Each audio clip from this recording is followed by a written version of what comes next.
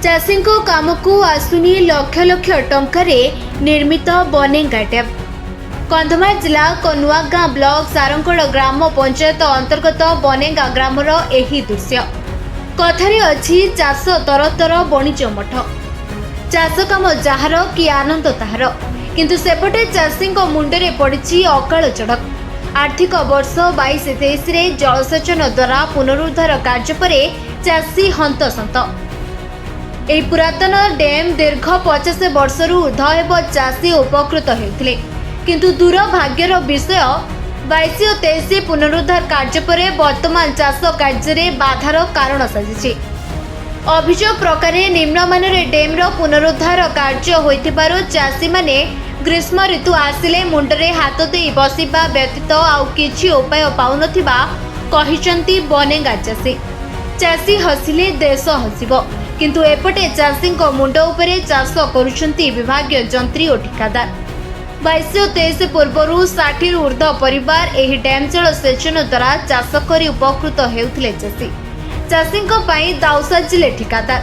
तेबे निरीह चाषी दुख केबे समाधान हेबो से दिन को अपेक्षा करी मुंडरे हाथ दे बसिचंती चाषी। वर्तमान आमर एबे मार्च मास जो केनालटा जो भाया है कंक्रीट करके टेकी देले से भितर आम किछिटा आम पानी पाई पारुनु। एणुक जहाँफल आम आगु आम सोर्स करूँ, कोबी करूँ, आलू करूँ, टमाटो करूँ। मार्च मास एप्रिल पर्यंत आमर किसी चाषबास करके पाऊँ।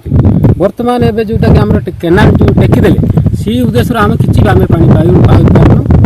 आईटा जो दयापूर्वक जदि से आसिकी आउ थे जोटा कि दिहे ना जो मैंने कंट्राक्ट मैंने काम करने आसते से कहलु आगे एमती करूँ ना यहाँ आम पाटा मानने उच्चा हो जाऊँ केनालटा। मो परिचय मो ना हूँ सत्यवान प्रधान, गाँ हूँ बनेगा, ग्राम पंचायत सारंगड़, जिला कंधमाल।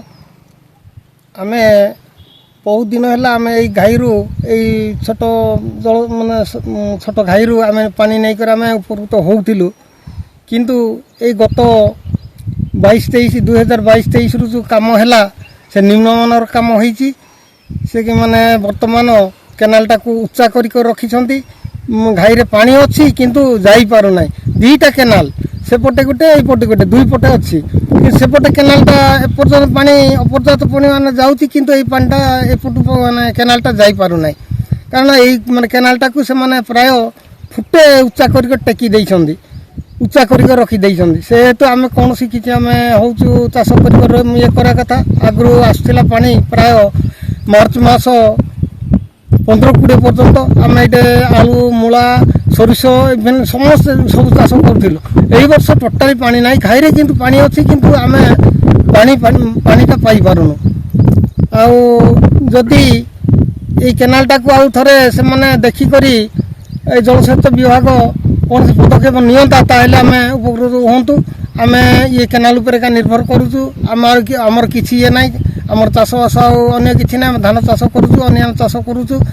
या उपर आम निर्भर करूँ। आ पानी पाइले आम अन्य किसी चाषबास कर सरकार कोटी कोटी टंका खर्च कर चाषी एभली आम देखा पाइचु। कंधमाल जिला कनुआगाँ ब्लॉक अंतर्गत सारगड़ पंचायतर बनेगा ग्राम कहीं ये 2022-23 आसीथिला डैम्र कार्य करने आर्थिक सहायता सरकार योजन आसीथिला। जेहेतु चाषी माने जेपरी ठीक रे पानी पाई पारिबे, चाष जमी की पानी पहुँची पारिबो, से नहीं कि आउ सरकार पक्षर आसीथिबा जे अर्थ से अर्थ कार्यकारी हेची ताहा निम्नमानर। जेहेतु आजिका डेट रे से चाषी माने मार्च एप्रिल पर्यंत से खेत को तांकर बगीचा को पानी जाए, किंतु आज से पानी पाई पारती। केवल वर्षा दिन ही से पानी के पानी पाइबा द्वारा से चाषबास करती, किंतु आज एपर्यंत तांको खेत को बगीचा को पानी न जिबा हेतु से असंतोष प्रकाश करछंती। किंतु कार्यकारी हेची सत, किंतु ताहा लोकंकर चाषी कार्य जदि आसी पारुनी ता काम करिकी सरकारंकर एते अर्थ खर्च करिकी किछि मूल्य नाही। एई भली बनेगा चाषी माने आज अभियोग करिसंती। तेणु प्रशासन एवं जिला प्रशासन एवं सरकार ए प्रति केते दृष्टि देबे से नहीं उपेक्षा। बनेगारू भवानी शंकर जेना का रिपोर्ट निरपेक्ष।